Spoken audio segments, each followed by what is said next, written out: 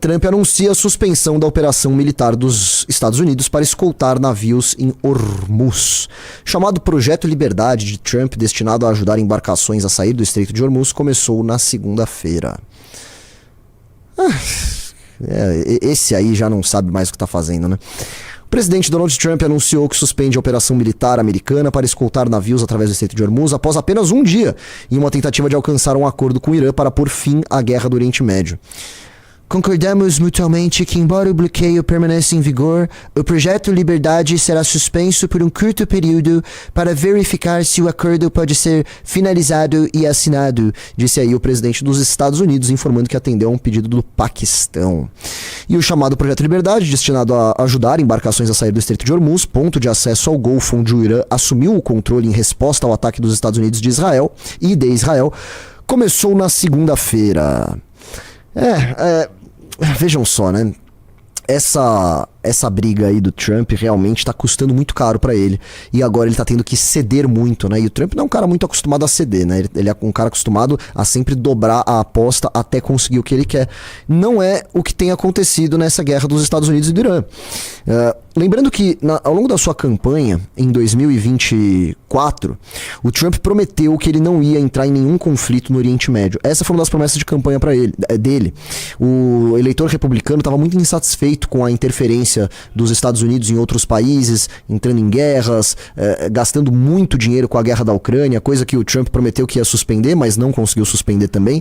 E aí ele descumpriu uma outra promessa de campanha, que foi não entrar em conflitos no Oriente Médio. Sabem o que é interessante? Sabe o que aconteceu? Tem uma matéria no New York Times muito boa sobre isso, do começo de abril, que dizia que o Netanyahu, o presidente lá de Israel, ele teria se aproveitado que o Trump estava lá na Casa Branca sem o J.D. Vance e sem o Marco Rubio. Por quê? Essas são duas figuras do governo americano que eram muito contra essa entrada dos Estados Unidos numa guerra no Oriente Médio. Eles sempre aconselhavam o Trump a não fazer isso. Então o Netanyahu aproveitou que esses dois não estavam lá, o Trump estava, entre aspas, sozinho, e foi até lá mostrar que o regime israelense, tá certo? Não, israelense não, iraniano.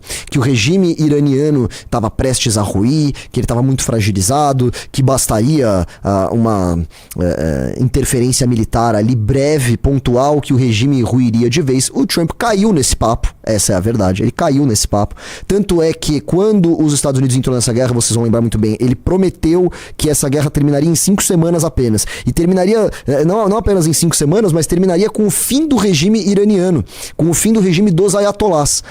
Isso não aconteceu, essas 5 semanas passaram e o regime nunca esteve tão forte, né? Inclusive, algo que a gente já havia alertado aqui em live é que eventuais ataques contra o Irã poderiam até mesmo fortalecer o regime. Por quê? Os ayatollahs conseguiram mostrar, olha, nós estamos aqui sendo duramente atacados por duas das maiores potências bélicas do mundo, que são os Estados Unidos e Israel, e mesmo assim nós nos mantemos aqui firmes e fortes. É claro que eles perderam muitas bases militares, é claro que eles perderam várias lideranças, muitas morreram ali, mataram uma cambada, além de matar o Ayatollah, mataram uma cambada de candidatos, né, que estavam competindo ali para assumir o cargo. Então, assim, é claro que a estrutura do regime, né, foi abalada na prática, né? O ataque não vem assim de graça, né? As consequências são sofríveis sim.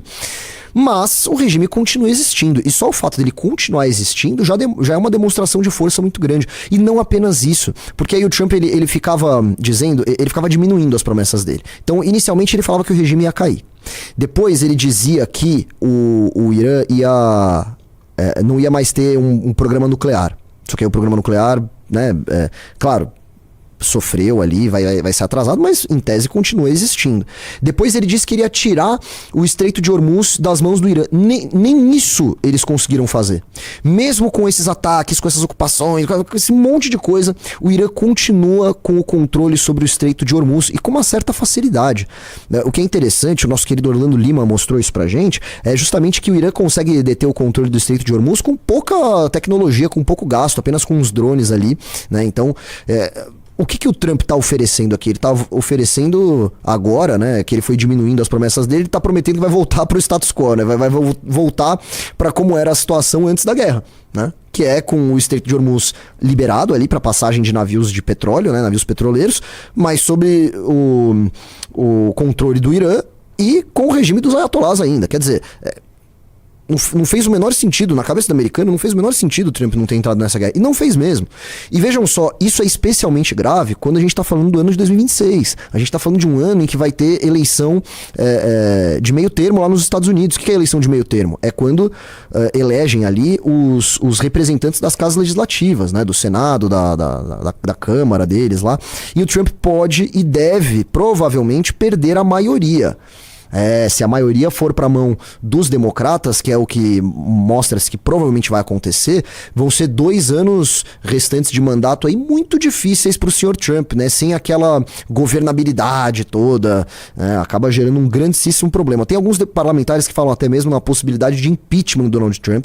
Eu já acho um pouco difícil, um pouco dramático demais, mas tudo é possível, né? Tudo é possível. O fato é que o próprio eleitor republicano está extremamente insatisfeito com essa guerra e o Trump se colocou na berlinda, se colocou entre a cruz e a espada. Não tem muito que ele possa fazer agora. E quem ganhou mesmo com essa história toda foi o Netanyahu, foi Israel, né? Para eles foi interessante, eles conseguiram estabelecer com mais força a presença deles lá no Oriente Médio, né? Conseguiram enfraquecer um inimigo histórico. Para eles isso aí foi ótimo. Então o Netanyahu ele deu um bypass no Trump ali, fez umas promessas que no final das contas não tinham como ser cumpridas, tanto é que a gente vê os resultados dessa guerra toda, né, que foi basicamente nenhum resultado positivo para os Estados Unidos. Israel se beneficiou disso, e aí você tem o eleitor republicano reclamando, pô, você tá atendendo aí os interesses dos americanos, como você prometeu que você ia fazer, ou você tá atendendo os interesses de Israel? E parece claro que ao entrar nessa guerra, o Trump estava atendendo os interesses de Israel, né? Essa é o resumão aí dessa treta política, de tudo que tá acontecendo envolvendo a guerra do Irã. Eu acho que é basicamente isso.